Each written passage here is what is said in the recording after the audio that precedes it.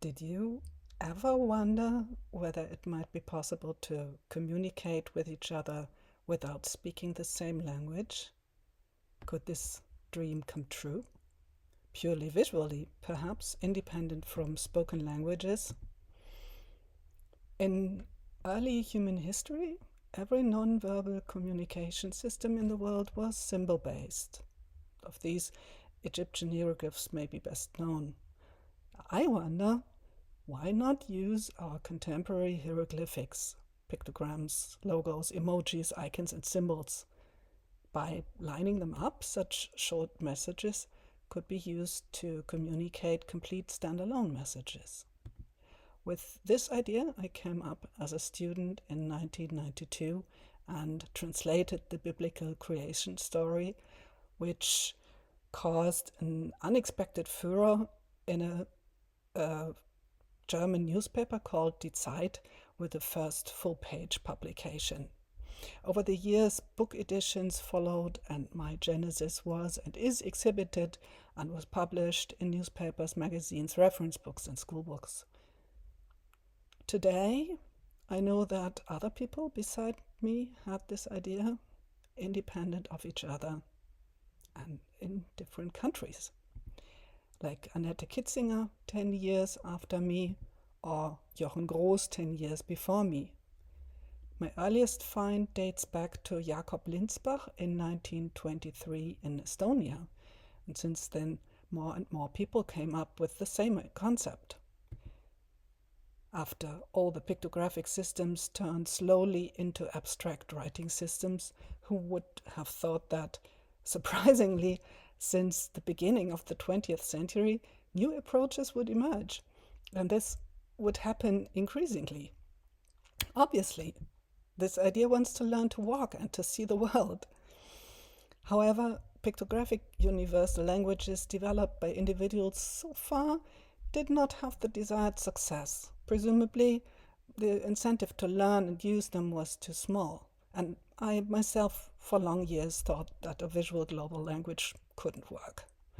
Until the day when I was invited for a panel discussion at the Klingspor Museum for Book and Type Art in Offenbach, Germany, on the occasion of the 25th birthday of my Genesis and its new completely revised edition.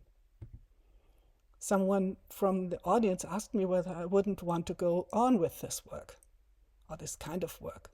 In earlier situations, I used to say something like, "Oh, well, that was simply an experiment, and I was just lucky that it worked so well, as the language of the Bible is so plain, and you couldn't translate Hannah Arendt or your text declaration, and la la la."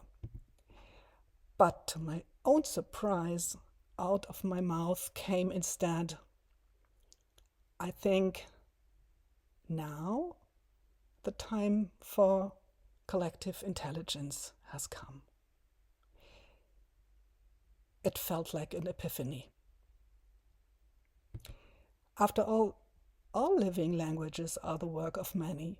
The more a language is used and enriched, the more understandable it becomes. And an internationally understandable visual language is perhaps more urgently needed today than ever before. Since everything around us is in motion, we are quite speechless, while trenches between people, cultures, and nations worldwide are growing. And the time is overripe, as the circumstances are more favorable than ever before. Computers and the internet not only brought a flood of icons, they also allow us to communicate in an increasingly globalized world in an unprecedentedly simple manner. Hence, my idea to invite people from the most diverse sociotopes, generations, professions, languages, and cultures as thinkers, designers, and testers to workshops in which they turn spoken languages into icons. Literally, to bring about the long-foreseen iconic turn. Anyone who can hold a pencil could join in, and each participant would be considered an authority for their own horizon of experience and communication style. In short, everybody is welcome. And out of the abundance, I anticipate the most appropriate and practicable visual vocabulary and pictogramma may gradually crystallize. Especially, I would like to involve those people who are normally being overlooked or even muted because they are poor or less educated. Unlike Wikipedia, which until now is mainly authored by white Western males. Thus, the project is meant to be highly empowering, inclusive, and democratic in the best conceivable way, as well as participative and collaborative in ways of which I do not yet know how they will form and where they will lead. With all this in mind, I have no plan yet, but rather imagine an organic process with an open outcome. In the course of this, with my IKON project, I aim to bring together the popular of our days with our visual intangible heritage. As each culture has its own icons, comparing and discussing them has what it takes to raise awareness. It might help to bridge divides.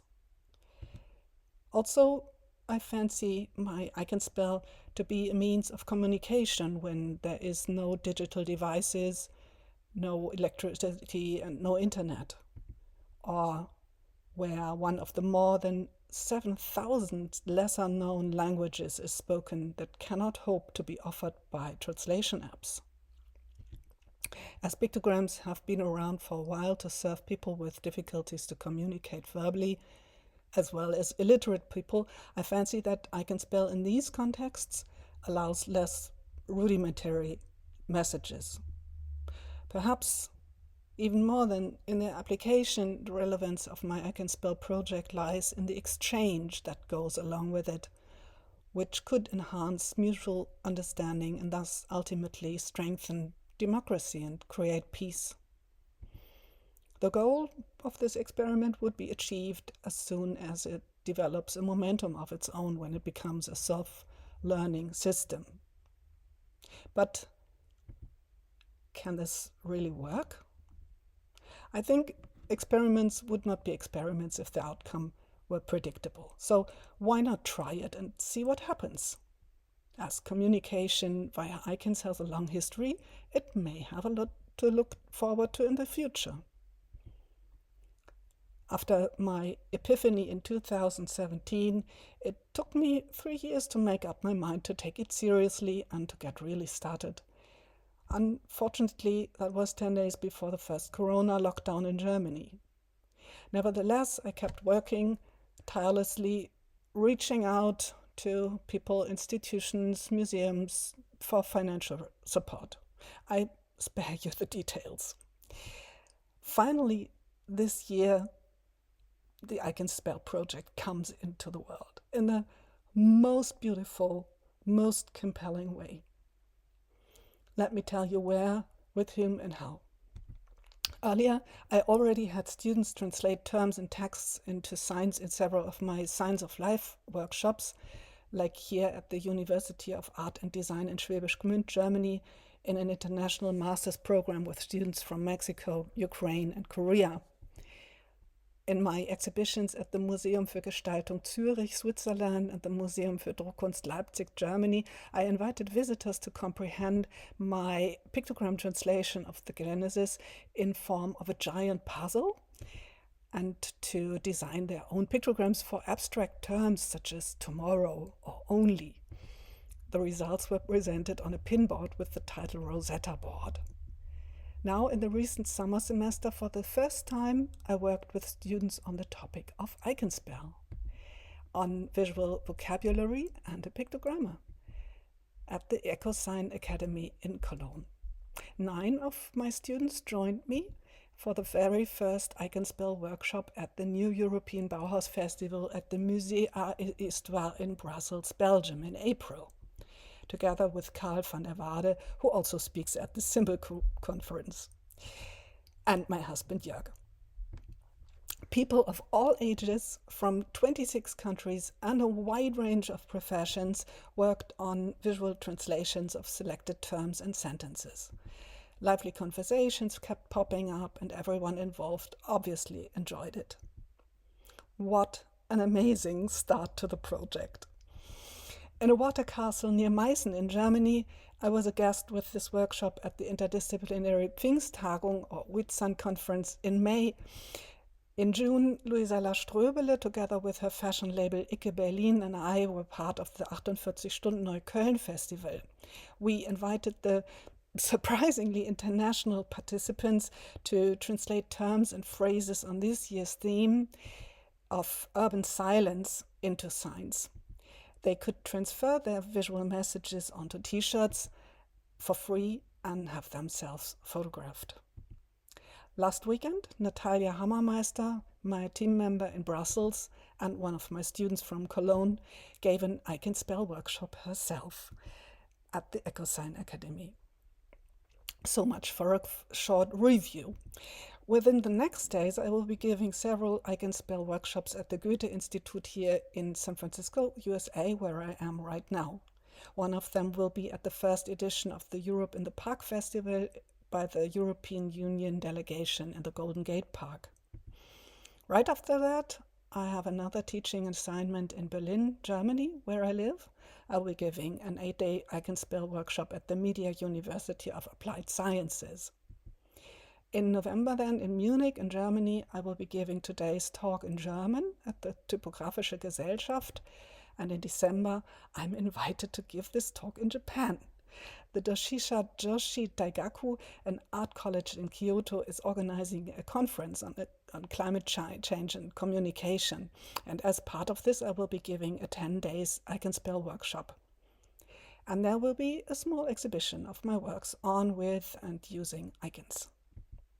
For 2026, I could win the Deutsches Museum in Munich, Germany, for a first I Can Spell exhibition and experiment. However, their financial resources have been drastically reduced since Corona and the war in Ukraine. That is why the curator, Dr. Sonja Neumann, and I are currently busy submitting requests for funding. A first success is the commitment of the Friends of the Museum to provide a startup funding totaling 25,000 euros. Definitely there's much more to tell and show, including workshop results. If you want to see that, take a look at this project update here. But this is probably enough to give you an impression of how all this blows me away and at the same time give me wind under my wings. And it gave me some insights, like participants are often not quite clear about the difference between a drawing and a sign. And some participants thought, I cannot draw, and proved themselves wrong in the most charming way. Also, not only visual vocabulary for abstract words, but also a pictogram is definitely a tricky thing. And times are still rough. Money is tight in the culture sector, and submitting requests for funding is hard work. All the more as people's trust in new and bold ideas is as small as their longing for those is big. Nevertheless, the I Can Spell project radiates a vitality that surprises even myself, and that fuels my energy. With excitement, I look forward. Also to hearing from you. Should you have inspirations, feedback, suggestions, advice, or support for my project and me, if you would like to participate, collaborate, or introduce me to people, companies, or institutions who might be interested, I'll be delighted. Thus, you would contribute to let this venture unfold and help it grow. Who knows in what way and to which extent. But one thing I know from personal experience, everything big starts small and needs a lot of love and care. So, thank you in advance for your contribution to its success, and take care.